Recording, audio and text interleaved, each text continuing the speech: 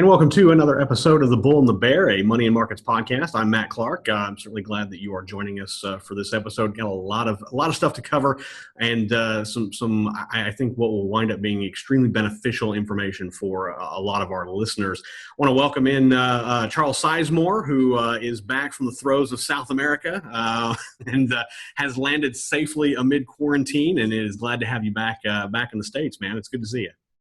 It is good to be back, and I'm not sure if this is within the rules of my quarantine. It's actually a little bit ambiguous what I'm allowed to do and what I'm not allowed to do, but I did hit the Whataburger drive-through window pretty hard. I was going to ask you about that. I was going to ask if you really touched on that, because you mentioned in your piece earlier this week that you were going to hit that drive-through solid. So did you? I mean, you at least had to have doubled up on orders, I would imagine. Yeah. Yeah, and I'll be back today. Also joining us is Adam O'Dell, Chief Investment Strategist for Money and Markets. We're going to get to him in a bit because we've got a lot to cover with Adam today, a very, very special episode for that. And we're actually going to spend a couple episodes talking about some things Adam has going on that I think are going to be extremely beneficial, like I said, for investors. But first off, Charles, I want to bring you in and talk about a piece we had in Money and Markets this week. And, the markets being they're up, which is great. How long it lasts is another question, just simply because we're getting this rash of just really bad economic data, whether it's unemployment, whether it's supply managers index points, whether it's production, and it's not just here in the U.S. It's everywhere. So it's really pointing to a significant recession, both here in the U.S. and globally. So how long a market rally lasts is, I don't know. I think it's tenuous at best to consider right now. But I think one thing that investors should really pay attention to, and that is ways to make money when the markets are either in the process of trying to recover or trying to find a bottom to recover. And so what I did this week is I want to do a little research and find out, okay, what's the best advice to give an investor if they're wanting to try to find profits and gains when a market's recovering at some point in time.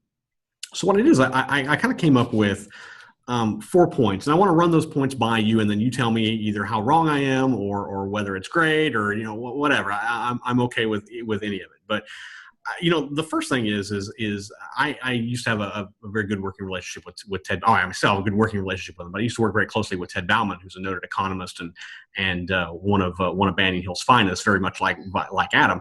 And one of the things I remember consistently hearing from Ted was that you want to find companies that build a moat. And basically this moat is a moat around their profits. They provide something that no other company or very few companies can do without. And so I thought with the first point that I wanted to try to, first factor I want to point out was to look at specifically like the tech sector and to find those companies that, are providing things to other larger companies that you may hear headlines about, and provides them something that allows them to accelerate something like 5G or accelerate something like the internet. And these are companies that you very rarely ever hear of, if ever.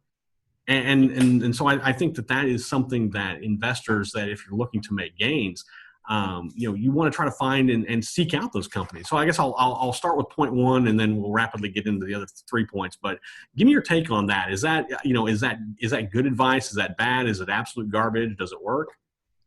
Well, that's Warren Buffett's advice. Warren Buffett's advice has always been to find companies with moats, and Buffett, being the descriptive storyteller he is, he even goes so far as to say a moat that's particularly deep, particularly wide, and has alligators patrolling it. So, the idea is, you want companies that have competitive positions that other companies really just can't touch.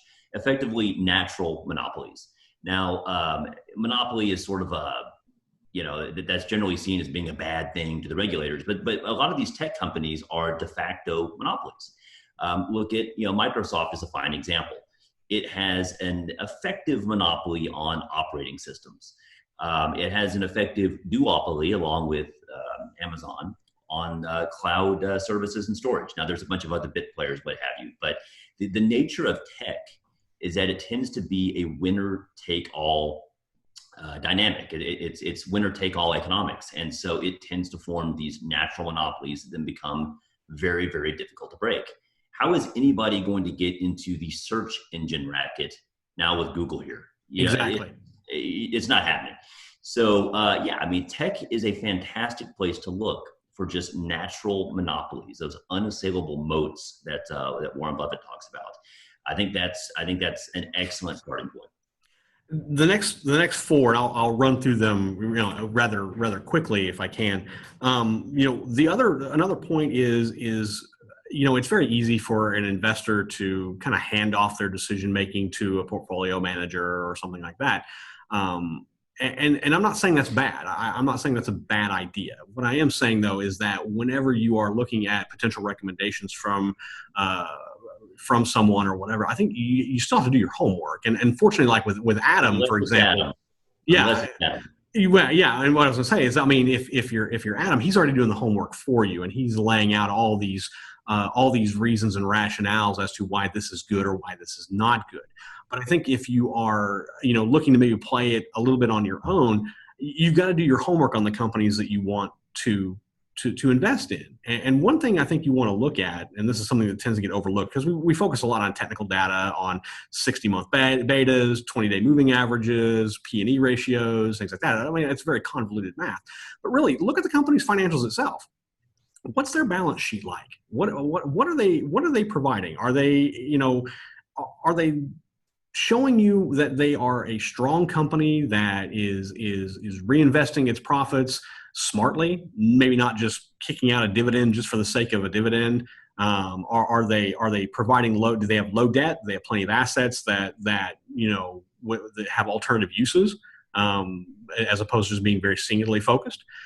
That's one. Second is dividends, and I'll be one of the first to tell you that I'm very bullish when it comes to dividends. I think that looking for dividend plays are a good, sound way for long-lasting income. But on that note, you've got to be very careful about when you look at a company that pays dividends. There are many companies out there that will pay very large or very substantial dividends one-off. The thing you want to look at is, are their dividends consistent?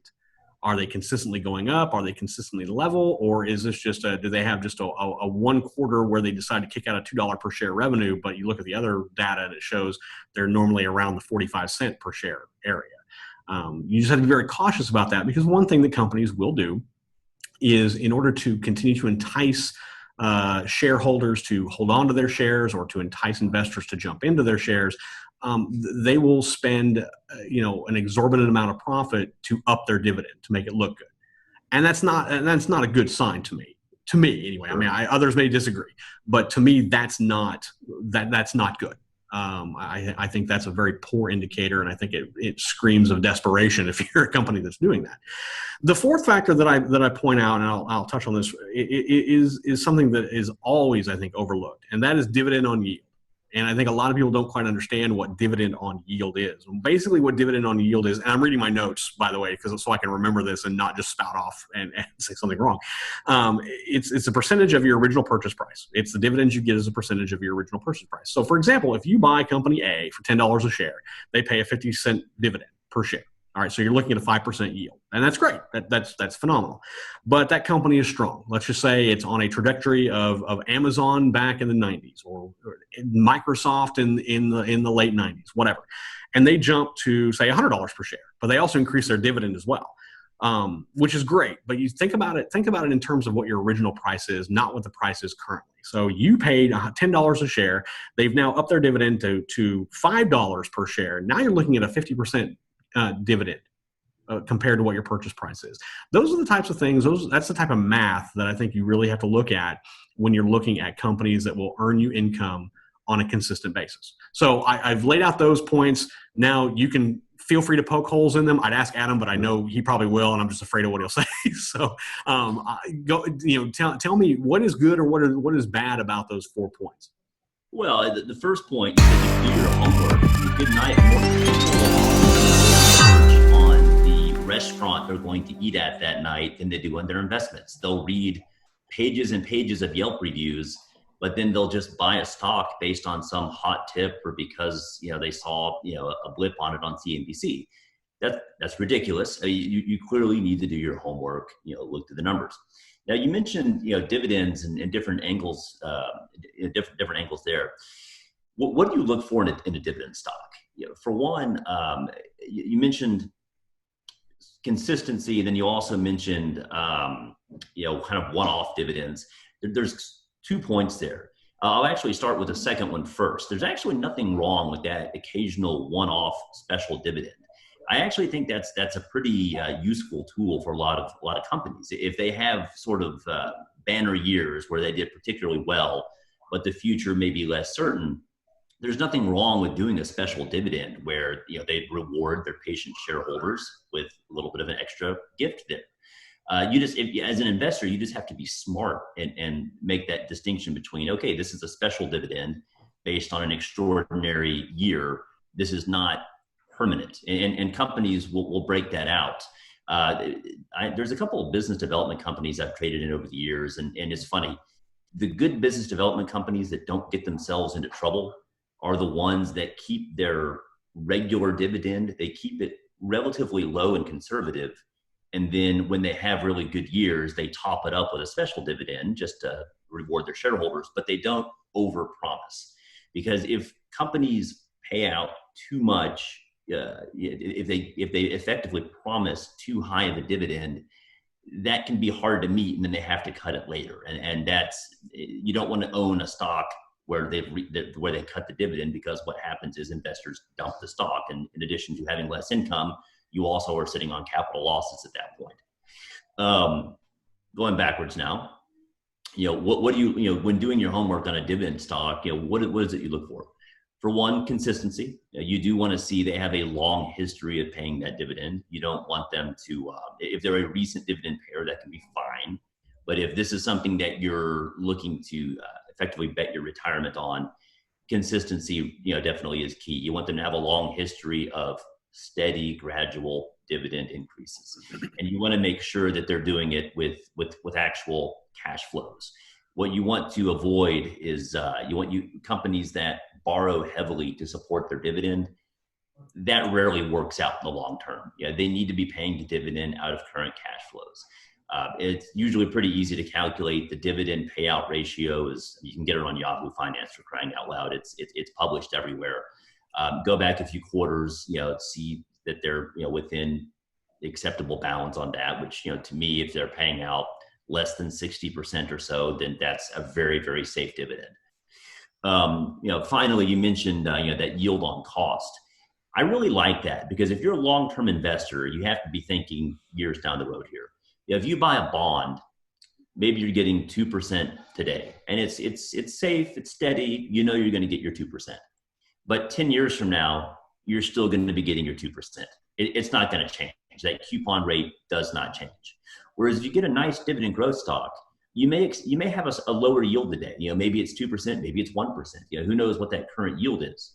But if they're raising that dividend every year by 5%, 10%, whatever that number is, then your income rises over time. Over the course of an investing lifetime, rather than get that 2% a year, you could be getting 10% or 20% of your original investment if it's a real dividend growth powerhouse.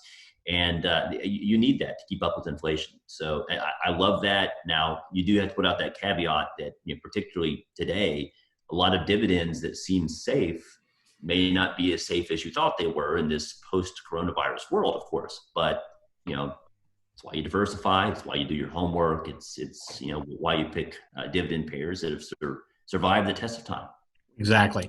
And just as a tease, if you will, there will be a story out in Money Markets that I actually followed up on this with that has 3 high dividend yield ETFs to look at. So something worth a look. I'm not going to tell you what they are now. I can, but I'm just not going to, because speaking of spoil the surprise, they're not going to they're not going to read the article later. Exactly. So I at least want to look, but I will say that these are these 3 ETFs that provide very solid dividends and are tested. One of which, just as an extra surprise, actually pays a monthly dividend that is consistent. So just something to think about. You can check out moneymarkets.com for that.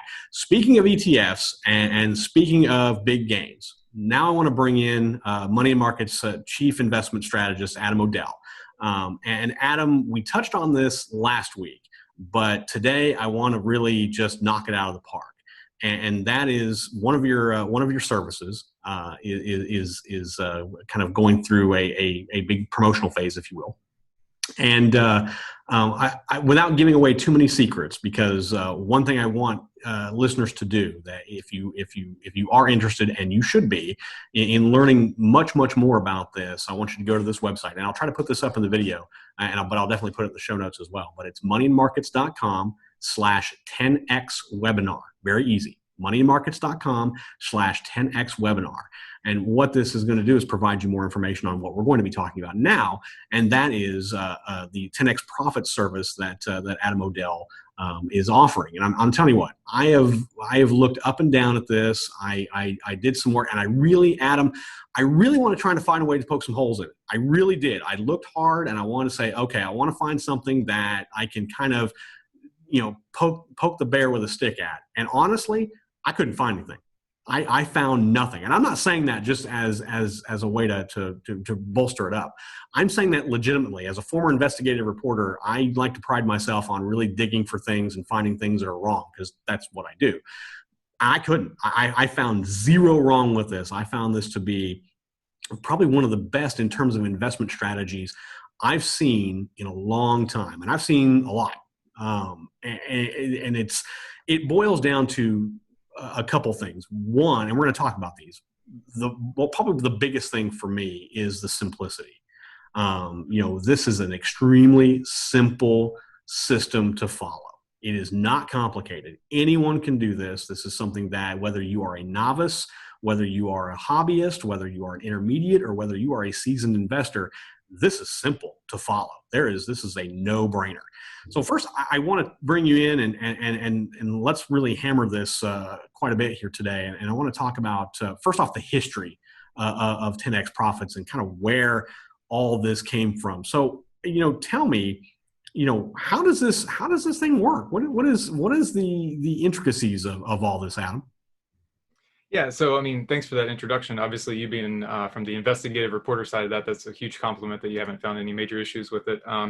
I come from the same kind of skeptical mindset as well. I do a ton of testing, a ton of historical analysis and forward analysis, and just to kind of orient everybody that's listening on what 10x profits is. It's basically a simple system that trades just two ETFs, one long or one short. And when you use the system as I've designed it, you can compound an initial investment significantly by positioning yourself for both major booms and major busts in the market. All you have to do is follow the system. All you have to do is follow my crystal clear buy and sell signals. It's a proven system, both in a historical analysis and also live trading for a number of years. And I'm confident that it will help us navigate the ups and downs of the market, no matter what comes next. So that's kind of like the in a nutshell what the system is. But how it came about, first of all, the reason that we do historical analysis, you mentioned doing your homework, and that's an interesting point. I think that's where a lot of investors get tripped up. I was at an investment conference in this past January here in Florida, and Howard Lenzon, the founder of StockTwits, was speaking, and he was basically saying that everybody says we have an information overload problem, meaning that we have so much information coming our way that's the problem. And he said, no, we don't have an information overload problem. We have a filtering problem. And what he was saying is basically that most people don't know how to take that overload of information and filter it down to what's most important, to the salient points, to the factors that only, the biggest factors that drive the most investment performance or whatnot. So, and that really struck a chord with me, because that's really what I try to do with my back testing. Anytime you do historical analysis, or whether you want to call it back testing or whatnot, what you're trying to answer is, do we know if this idea works? And if it does work, how well do we think it will work in the future? Like, what range of expectations do we have on forward returns? What range of expectations do we have on volatility or potential drawdowns, things like that? Those are all important questions to know ahead of time before you put real money into the market. Is this strategy worth anything? And if it is, how do I size the position so that I don't go belly up if we have a bad quarter or a bad month? So that's really where historical analysis comes into play. So the 10x profits system it came about organically in 2015. I was doing research on the U.S. sectors and the various movements of the U.S. sectors. So it kind of came about from some observations that I made organically. I did historical analysis on the idea using data from 2006 to 2016 at the time. And I did that because I wanted to make sure it included the top, the '07 top, the '08 bear market, and then the '09 bottom, and see how it fared through that. I also did walk forward analysis throughout 2016. So I was basically like watching the sample trades in a simulated account to see how it traded on live data, but without real money. And then we actually went live with this strategy with real readers, real subscribers, real people that put money into the markets in December of 2016. So we now have about 3.5 years of live actual signals to actual readers under our belts. And again, what you want to see is anytime you do historical analysis, it's not too hard to come up with a strategy that looks decent or looks good in the rearview mirror, with the sake of hindsight, with the benefit of hindsight, and with back testing. But what you want to see is that once you start putting that system into walk forward testing on new data that your system hasn't seen before, and once you actually start live trading it, what you want to see is new equity highs. And so I did this research in 2015. I continued to see new equity highs for the strategy in 2016. We launched it live in 2016, and we've continued to see new equity highs since then through 2020 now. So what we can generally expect is that the strategy does work because it continues to make new equity highs. Generally, in any given calendar month, we're winning about 70% of the time, 65 to 70% of the time. We're making a net gain on the calendar month basis. That net gain averages out to about 4 to 4.5% per month, including all the winners and losers. And what that ultimately equates to is a compound annual growth rate of 50%. So we're basically able to, if you stick with this system over time, you're able to compound money at a rate of 50% per year. Now, that's not on one trade. It's not on the best trade. It's the whole system overall. So if you think about the whole 14-year historical analysis period from 2006 that I originally started testing through today, and live signals included, we're talking about a 14-year period that could have turned $100,000 into over like $28 million for a 28,000% return. But that's obviously over a long period of time. Even over shorter periods of time, when you're working with a compound annual growth rate of 50%, you can really basically 10x your money in around 5 years. So that's what the system is designed to do, is basically play the major booms and the major busts in a very simple form with just 2 ETFs, and really target a very high annual compound growth rate so that we can kind of just compound that money over time. And like I said, I looked at this and I tried to find ways to poke holes in it, because my first thought was, okay, this is too simple. This is way too easy. There's something about it that, maybe I'm missing something. But then, like I said, I really dug into it. I looked at the numbers. I looked at some of the back testing, and I couldn't find it. I mean, and I think 50% is massive. That's huge. And well, especially let me throw in something there. Yeah, Warren Buffett himself only did about 20% a year since 1964. Exactly. So, I mean, those are fantastic numbers. Yeah. And the other thing I noticed is that, when I looked at the 10x profits philosophy, and I looked at kind of, what the idea is, one of the things that underpins it is dispersion. So I guess, Adam, I'll ask you, tell us, about dispersion and how that factors into the overall 10x profit strategy. No, that's a great question. I mean, I love telling this story because it really shows this research came about organically. I didn't just, I didn't have a boss that said, go run a bunch of data mining exercises and come up with some algorithm that looks good. What I was doing is I was doing research on the major U.S. sectors, healthcare, technology, utilities, and so on and so forth, for my other trading services where we trade U.S. sectors. And what I was noticing is that the market basically goes through 2 phases. One phase is when all of the U.S. sectors are more or less moving along together. There might be one that's doing better than the other, of course, but the difference between them is not all that large. So maybe the technology sector is up 10% and the healthcare sector is up 5%. That's not a big difference, right? And then there was another phase that the market would go through when there was a large deviation or large dispersion between the top and the bottom performing sectors. So for instance, right now, we have healthcare sector on top and the energy sector is really sucking wind. So right now there's a large deviation. So I thought that was interesting. And that made me think back to something called the Dow theory. Now, the Dow theory was basically born in the late 1800s and early 1900s, and it was basically Charles Dow's way of forecasting when there was going to be trouble in the economy or the stock market ahead. And what his observation was is that at the time it was industrial stocks and railroad stocks. Those were like the main components of the economy and the markets. And as logic would hold, I mean, those should move along together. If industrial companies are doing well, then the railroad companies should also be doing well, right? So he found out that when both of those stock market averages were making new highs and climbing together, basically without much dispersion between the two, then everything was good. You wanted to be long the market.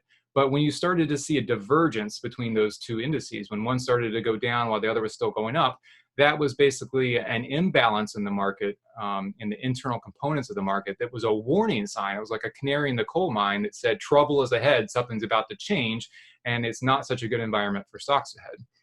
So in my mind, I had this light bulb moment. I was like, this is the exact same thing I'm seeing in the US sectors. Sometimes there's a large disagreement or a large disconnection between the best and the worst performing US sectors. And so I had that observation, and my hypothesis was that after those periods of time when there was a large dispersion between the top and bottom performing sectors, that was a bad time to be in the market, either because stock prices were weak or because volatility was too high or some combination of the two. So that was my observation, that was my theory and my hypothesis, and then I went to go test it. So when I tested that, that's in fact what I was able to prove, is that following a period of high divergences, when there's a large spread between the best and the worst sectors, following those periods is a period of time when stock market returns are below average and when volatility is above average. So that's like the perfect storm when you don't want to be long passive equity. You want to be in something defensive. And then the opposite was also true. When the sectors were more or less moving together with not much difference between them, that's a time you want to be long the market. You want to let the market do its thing. You want to ride out the lower levels of volatility because that environment is basically higher stock returns than average and lower volatility than average. So I tested the idea. I came up with the idea organically. It made a lot of sense with the Dow theory. I tested it out. It's an idea that makes sense logically and intuitively. It made sense way back in the 1800s and 1900s, and I still think it makes sense today, which is why I think it's a robust idea that isn't going to necessarily break during the next market crisis. It's going to continue to work even in this current crisis. So, we had technology and healthcare and utility stocks all kind of jockeying for that top position if you look at all the sectors on a relative basis. Meanwhile, you had the energy sector giving a completely different message. The energy sector, long before any of this started, was signaling, trouble ahead. We have a large disconnect between energy and everything else, and that was a warning signal that trouble is ahead. So it really doesn't matter which sector is on top or bottom. What matters is that the market will go through periods of time where there's a large disconnect, and that is a warning sign in and of itself. Very good. Now, again, if your palate is somewhat wetted by what we've talked about so far, I encourage you to go to moneyandmarkets.com/10x webinar. That's going to get you a seat. I think there's very few seats, but this could get you one of the seats to hear much more about this. We're kind of getting the topsoil of the 10x profits service, but this is something that I think is definitely worth your time to get into. So again, moneyandmarkets.com/10x webinar. Adam, just a few more things before I let you go, but I talked about simplicity.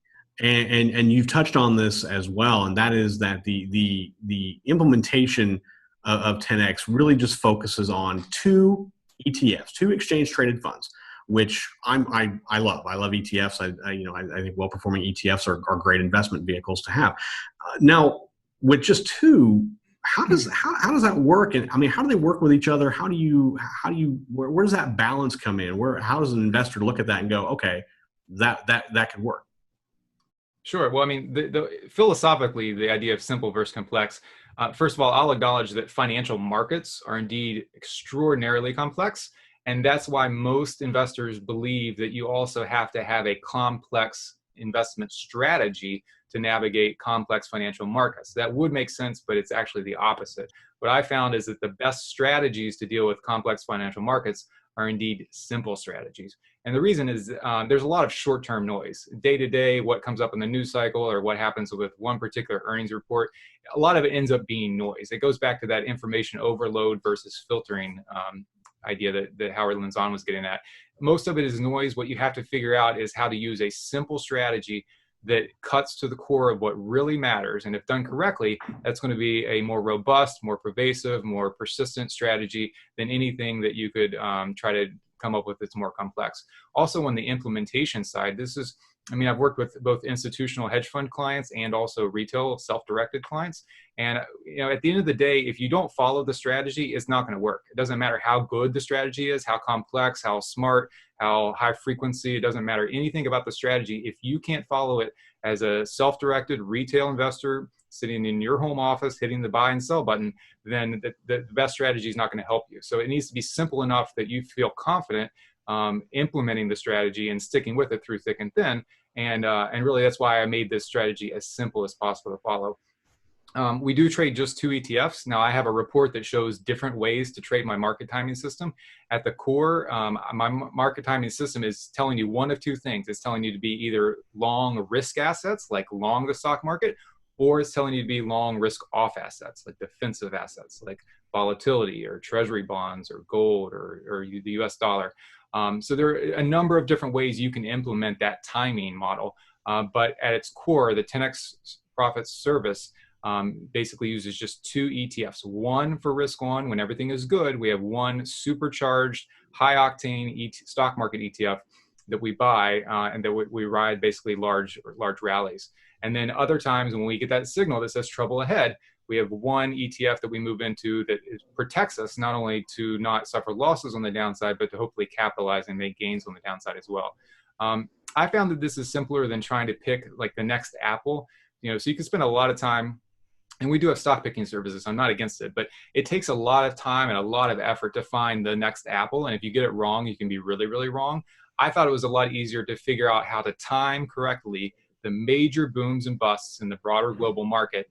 And if we can do that effectively, which I've proven we can, it's much easier and much more lucrative way to make money than to trying to find the next big, Apple. These ETFs, they trade just like stocks. You can buy them in any brokerage account. We even have readers that write in that admit to trading them in their IRA account. And when I say trade, I mean, we're in some of these trades for months at a time. It's not like we're day trading. Again, it's a simple system. And these ETFs are super liquid. The average volume traded is 22 million shares per day on these 2 ETFs. So again, I wanted to make it super approachable for the average retail investor. This isn't some, hedge fund only strategy. This is something that's accessible to anybody. 2 ETFs to trade really easily, a lot of liquidity, and it's super easy to follow. Now, we're not going to tell you what those ETFs are. That's way too much. Not going to give away the farm. But not today. Yeah, not today. But if you do want to know more, again, it's moneyandmarkets.com/10x webinar, and that's going to get your foot in the door to what this service is. And I'm telling you what, it's certainly worth your time. It's worth your time. It's worth the energy to listen more to Adam, because what he explains is, I don't want to say genius, because I just feel like I'm making your head blow up just even bigger, and I don't want to do that. So, but it's a very sound, solid system that any investor can follow. Now, one last thing before we head here, and just to preview ahead, next week we are going to talk much more about the 10x profit service as well. So we're not just going to cut it off short. There is more we're going to get to. But one last thing, in the interest of time. In the 10x profit service, I noticed mention of the 80-20 rule. Now, you apply the 80-20 rule just a little bit differently. It's looked at in a little bit different light. So tell me what your 80-20 rule is and how it factors into 10x. Yeah, sure. So there's this quote that says something to the effect of, war is basically long periods of boredom punctuated by moments of sheer terror. And if you think about it, that's basically exactly what the stock market's like. 80%, 90% of the time, stocks go higher in very boring fashion on not much news, climbing the wall of worry. And then 5, 10, 15, 20% of the time, the minority of the time, you have wild swings in volatility, heightened uncertainty, fear-dominated trades, panic selling. So it's a very good analogy between the two. As it relates to 10x profits, there's 2 ways to look at it. About 80% of the time, following the system is fairly boring. There's not much for us to do. All you have to do, if we're positioned in, remember, we're only ever positioned in one of 2 positions, one of 2 ETFs. So if we're in one ETF and the model continues to say, hold this ETF. That's all we do, is we hold that ETF.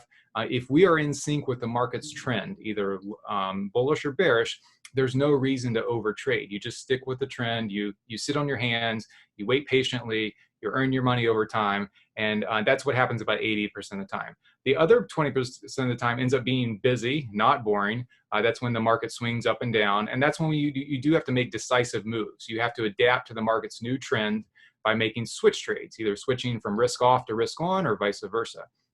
So that happens about 20% of the time. The other way to look at the 80-20 rule as it relates to 10x profits is that about 80% of our individual trades are going to give us an average or a modest result. Maybe up 5 or 10%, down 5 or 10%. They're not going to be anything to write home about. The purpose of this strategy is not to find a number of individual trades that return 100 or 500%.